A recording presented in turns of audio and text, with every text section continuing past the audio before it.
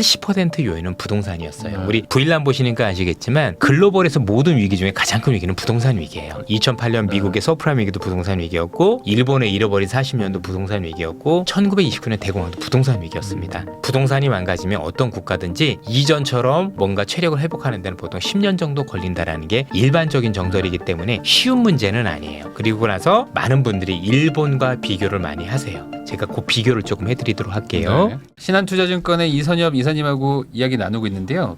이번에 좀 중국도 한번 여쭤보겠습니다. 네. 중국도 뭐 워낙 자주 가시니까 네. 최근에도 갔다 오셨던 게 한 언제 정도? 2주 정도 됐습니다. 2주 정도 전에. 그리고 요거 찍는 다음 날도 출국을 합니다.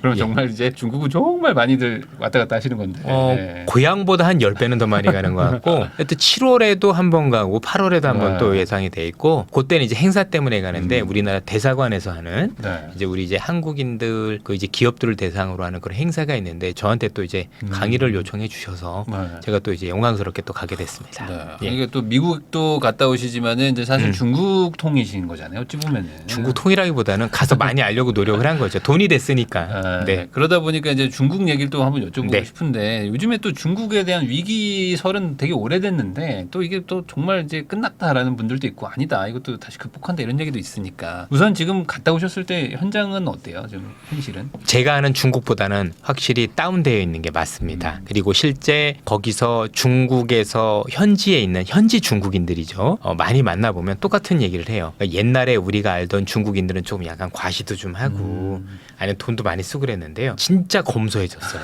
그리고 그게 좀 체득이 되어가는 것 같아요. 뭔가 우리가 옛날에 봤던 내가 중국이냐 뭐 이런 게 아니라 진짜 생활에 맞게끔 씀씀이도 줄었고 거기에 이제 금융사들 많잖아요. 네. 그럼 이제 저도 금융사분들을 많이 만나는데 월급이 많이 깎였대요. 그래서 실제 자기 동료들을 봐도 이전에 비해서 같은 식당을 가도 한 등급 낮은 데로 가기 시작을 했고 모든 소비 패턴이 하나씩 낮아졌다는 데서는 이견들이 없는 것 같아요. 네. 검소해졌습니다. 되게. 그렇구나. 그러니까 어쨌든 뭐 경제가 좀 침체가 되는 거는 뭐 분명한 사실이고 또 그게 또 시간이 좀 어느 정도 좀 지났으니까 그런 게 또 체감도 많이 되겠네요. 그렇습니다. 아무래도. 예. 근데 그러면 이게 그렇게 약간 조금 뭐 줄어든 건지 아니면 이게 정말 이게 계속 이제 내리막길만 있는 건지 이거는 약간 좀 다를 수 있을 것 같거든요. 바닥은 찍었습니다. 바닥은 찍었다고 봐야 되는 게 우선 우리가 아는 상식은 뭐냐면 지금 이제 중국이 어려운 건 여러 가지가 복합적이잖아요. 미중 간의 갈등도 있을 거고 아니면 일당 독재 체제라는 것도 있을 거고 근데 그거보다도 80% 요인은 부동산이었어요. 우리 부일남 보시니까 아시겠지만 글로벌에서 모든 위기 중에 가장 큰 위기는 부동산 위기예요. 2008년 미국의 서프라임 위기도 부동산 위기였고 일본의 잃어버린 40년도 부동산 위기였고 1929년 대공황도 부동산 위기였습니다. 그래서 부동산이 망가지면 어떤 국가든지 이전처럼 뭔가 체력을 회복하는 데는 보통 10년 정도 걸린다라는 게 일반적인 정설이기 때문에 쉬운 문제는 아니에요. 그리고 나서 많은 분들이 일본과 비교를 많이 하세요.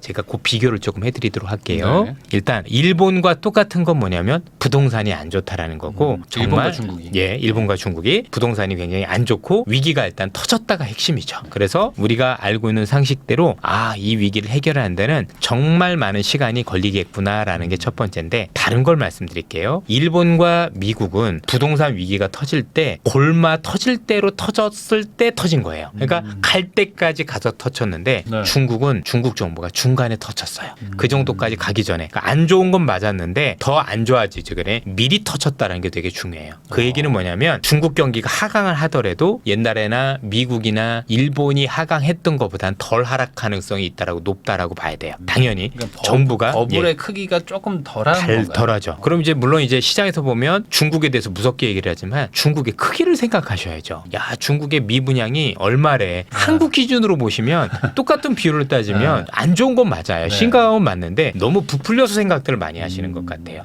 안 좋은 건 분명히 맞습니다만 그 정도는 아니다라고 말씀을 드리고 싶고요. 그러니까 안 좋은 건 확실해요. 일단 근데 중요한 건 중국 정부가 선제적으로 터쳤다라는 것. 그래서 안 좋지만 그 안 좋은 정도는 미국과 일본보단 덜하다는 게 첫 번째고 두 번째가 다른 게 뭐냐면 이건 미국하고 일본하고 달랐던 건데 미국이 금융위기를 빨리 극복할 수 있었던 배경은 딱 하나 위기가 크다라는 걸 알고 보다 신속하고 또는 보다 과감한 정책을 취했기 취했기 때문인 건데 일본은 반대였어요. 일본 위기가 터졌을 때 정책이 신속하지도 않았고 정책도 10여 년간 함량 미달이었었어요. 많은 분들이 잘못 알고 계신 게 일본은 정책이 함량 미달이어서 이 위기가 40년을 갔던 거고 40년 갔었을 때 그걸 알아차린 게 아베였었어요. 아베는 보니까 우리가 정책을 잘못 써서 이렇게 된 거니라고 해서 만든 게 아베노믹스고 아베노믹스는 세게 했잖아요. 네. 이게 제 졸업 논문이었기 때문에 제가 지금도 잘 알고 있습니다. 일본이 잃어버린 10년을 제가 너무 오래 했었기 걸렸네요. 때문에 그럼요. 네. 오래 걸렸죠. 왜 일본 사람들이 잘 안 바뀌는 특성이 있어요. 그리고 이 일본인이 안 바뀌고 정책이 함량 미달이라는 걸 가지고 학위를 받으신 분이 벤 버냉키 의장이에요. 벤 버냉키 의장이 일본을 향해서 결국 결론이 이거였어요. 미국 2008년 금융이 터졌었을 때 일본처럼 안 되려면 보다 정책을 빠르게 쓰고 네. 그리고 시장이 기대하는 것보다 더 강한 정책을 써야 된다라고 했던 거고 그게 아까 말씀드렸던 자네 넬런 재무장관과 같이 해서 금리도 제로로 내리고 7,500억 달러에 달하는 네. 구제금융도 만들고 3번이나 돈을 찍고까지 했었던 배경이 이런 데 있었다. 그래서 위기를 빨리 빠져나올 수 있었다라는 건데 중국이 처음에는 헛발질을 했어요. 그래서 그냥 여러분들 이렇게 생각하시면 돼요. 중국이 좋아지려는 조건이 뭐야? 딱 두 가지. 첫 번째, 부동산이 안 좋으니까 부동산을 정조준하는 정책이 확실한 거냐가 1번. 네. 두 번째, 시장이 기대한 것보다 더 과감하고 큰 정책을 주는 얘가 2번이에요. 근데 지난해 연말까지는 두 개 다 아니었어요. 그래서 정말 우리 표현으로 작살이 났고 그래서 벌어진 게 홍콩 ELS 사태까지 나왔던 거거든요. 근데 그렇게까지 사태가 벌어지니까 시진핑 주석도 뭔가 이상하다고 생각을 했겠죠. 그래서 애들한테 물어봤겠죠. 왜 이래? 그랬더니 이젠 얘기했겠죠. 사실은 부동산이 위험하면 부동산을 살려야 되는데 우리의 정책이 엉뚱한 데로 가 있어서 그렇습니다라고 얘기를 실제로 했었었고요. 그때부터 부동산과 관련된 정책이 정조준 되기 시작했어요. 그 첫 번째가 금리를 내렸을 때 5년물을 내린 것. 5년물이 주택담보대출이거든요. 네. 이 얘기는 상징성이에요. 내가 부동산에 대해서 정조준을 시작했으니 두고 보세요라는 거고요. 그 뒤부터 부동산과 관련된 규제 정책을 하루에 하나씩 내놓기 시작을 했어요. 최근에는 미분양 부동산 많다며 그걸 다 정부가 사드릴게라는 정책 보셨죠. 그래서 간단하게 부동산과 관련된 정책은 공급 정책도 있어야 되고 수요 정책도 네. 있어야 되잖아요. 근데 공급과 관련해서는 너무나 미분양 주택이 많은 이거 어떻게 해요? 사람들은 못 살 거고. 그러니까요. 그러니까 알았어. 그럼 내가 정부가 살게. 어때요? 전 세계 역사상 정부가 미분양 주택 사들인 적이 있던가요? 정말 큰 정책이거든요. 그래서 그걸 사들이자마자 유럽계 UBS 증권이라고 아시죠? 여기서 공식 보고서가 나왔습니다. UBS에서 중국의 이번 정책으로 인해서 중국의 부동산 시장은 올해 4분기면 바닥을 찍을 것 같습니다라고 얘기를 하기 시작을 한 거고요. 네. 그리고 나서 수요 정책도 발표를 한 거죠. 수요와 관련해서 중국에서 집을 살 때 내가 한 채를 가지고 있느냐, 두 채를 가지고 있느냐, 세 채를 가지고 있느냐에 따라서 증거금이 달라요. 특히 중국은 재밌게도 집이 여러 채면 문제가 그렇게 되겠지만 내가 집을 하나 팔고 다음 집을 사도 두 채로 간주를 해요. 웃기죠, 그죠? 그러니까 예를 들어서 제가 강남에서 집을 팔고 강북으로 이사를 가요. 네. 나는 여전히 한 채인데 그걸 두 번째 집으로 보거든요. 그 증거금이 높아요. 네. 말이 안 되는데 그걸 이번에 다 풀었어요. 전부 다 풀고 또 하나는 한 사람이 여러 채를 살 수 있는 규제도 다 풀기 시작을 했어요. 그래서 그 다음에 또 집을 사는 사람한테는 금리도 더 깎아줄 수 있도록 법적으로. 그래서 수요 정책도 쓰고 현재 지금 말씀드린 공급 정책도 썼다. 그거보다 더 중요한 건 시간이 지날수록 정책 강도가 더 세지고 있어요. 그러네. 이걸 투자자분들이 놓치면 안 돼요. 그래서 최근에 중국 지수 많이 올랐잖아요. 네, 맞아요. 외국인들로 인해서.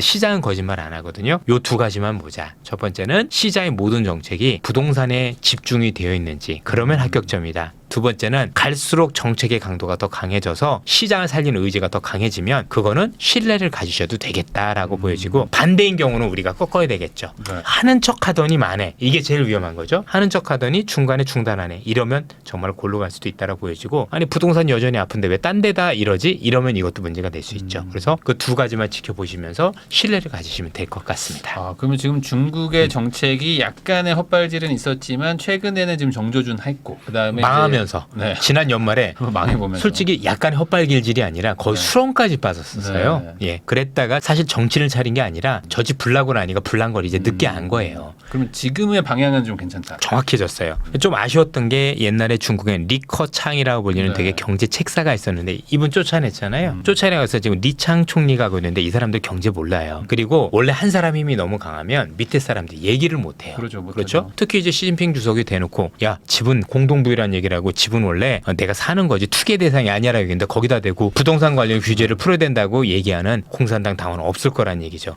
근데 너무 빠지니까 이제 물어보면 거기서 그때 얘기할 수가 있는 거고 중국 정부의 단점이 일당 독재라는 거지만 또 반대로 얘기하면 정책 쓰면 일관되게 아주 정책 강도 세져요. 그걸 지금 여러분들 보고 계신다라고 보시면 될 것 같습니다. 그러면 이제 중국의 어떤 위기가 물론 맞긴 하지만 그럼요. 큰 위기예요. 네, 예. 근데 이게 지금 해결될 기미도 보이고 있다. 예. 이렇게 좀 봐야 되겠다. 바닥을 찍고 있고 확실히 바닥을 찍고 올라오고 있어요. 다만 인정하는 건 얘네가 옛날처럼 그 정도로 가기 위해서는 제가 생각해도 생각보다 많은 시간이 걸릴 것 같고 올라오는 속도도 더디다는 거에 대해서는 저도 이견이 없어요. 그건 아마 투자자분들이 생각하시는 거하고는 다르지 않을 것 같다. 그러나 여기보다 더 완전히 나락으로 간다던가 아니면 중국이 정말 큰 위기로 간다라는 거는 저는 동의하기는 어려운 것 같습니다. 중국도 방법을 찾았다. 어느 찾고 정도. 있기도 하고 하나가 더 있는 게 미국하고 중국하고 같은 위기가 터지면 다른 게 있는데요. 미국은 위기가 터지면 기본적으로 선거를 통해서 대통령이 바뀌잖아요. 네. 근데 중국은 우리가 생각지 못한 큰 위기가 오면 당 체제가 위험해져요. 이게 중국 공산당이 제일 조심하는 게 뭐냐면 당에 대한 지지가 떨어져서 이게 무너질 거에 대한 두려움이 제일 큰데 이 얘기를 왜 말씀드리냐면 중국의 역사를 공부해보면 중국은 역사상 300년 이상 간 나라가 하나도 없어요. 은주추 진안부터 항상 시작을 해서 쪼개지고. 아시죠? 네. 우리나라 조선시대 때도 명나라 청나라 교체기가 있었고 고려시대 때도 원나라 명나라가 있었던 것처럼 너무 자주 바뀌다 보니까 지금이라고 달라질 수 없는 거죠. 그래서 어떤 교회도 중국이 제일 곤두서오는 거는 현재 있는 중국의 인민들이 공산당을 못 믿고 여기에 대한 불신을 갖는 걸 되게 두려워하고 그래서 옛날에 덩샤오핑이 시장을 열 때도 그래서 연 거예요. 야 흑묘 백묘 뭐가 중요해. 네. 우리가 잘 써라야 인민들이 우리를 믿고 따르지라고 해서 일단 시장을 열었던 것도 결국 당 체제를 유지하기 위해서였던 거고 지금도 마찬가지인 거죠. 이번에 부동산을 먼저 터친 것도 결국 살리기 위한 거고 그럼 지금 경기 이걸 잘못 써서 정말 중국 경기가 나라 위기로 가면 이건 지금 있는 사람에 대한 불신으로 가는 거잖아요. 네. 큰 문제예요. 그래서 정신을 차리면 더 많이 정신을 차리는 게 중국 정부다라고 보셔도 될 것 같아요. 그러면은 또 이제 한편에서는 또 뭐 그 아까 말씀하신 어떤 뭐 체제에 대한 불안 요소 중에 하나가 이제 청년층의 지지율인데 네. 청년층이 뭐 실업률이 너무 높고 그래가지고 이것도 불안하다 뭐 이런 요소가 있었는데 이것도 좀 어떤 해결 방법을 좀 찾고 있는 건가요? 예, 실제 불안한 거 맞고요. 실제 중국 청년들의 불만도 굉장히 큰 것도 맞습니다. 왜냐하면 중국 청년들이 좋아하는 일자리를 다 없애버렸어요. 예를 들면 그게 레저와 관련된 일자리들, 네. 아니면 학원과 관련된 일자리들. 네. 중국 요즘 학원 싹 없애버리고 있거든요.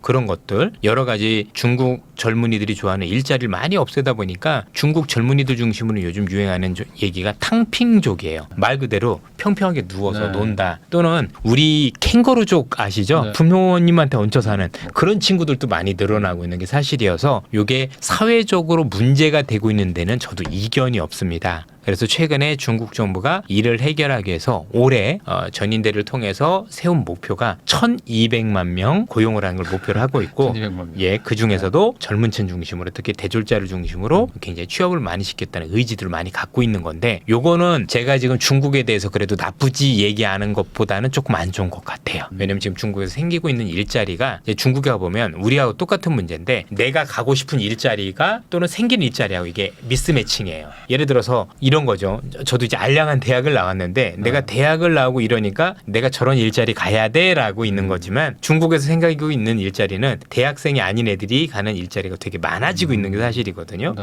그러니까 대학 나온 애들은 나는 저 일자리 가기 싫은 거고 똑같네요, 기업들 우리랑. 입장에서는 이 일자리는 우리나라도 그렇잖아요. 네. 우리나라도 실제 본인이 학벌 이런 것만 따지지 않고 가겠다라면 일자리 없다는 건 말이 안 돼요. 저희 작은아버지도 사업을 하고 계시고 제 주변에 전부 사모님들 다들 똑같아요. 사람이 너무 없다. 왜 이렇게 안 오냐라고 하는 건데 우리 젊은 층한테 물어보면 거기는 가기 싫다거든요. 중국도 지금 똑같습니다. 예.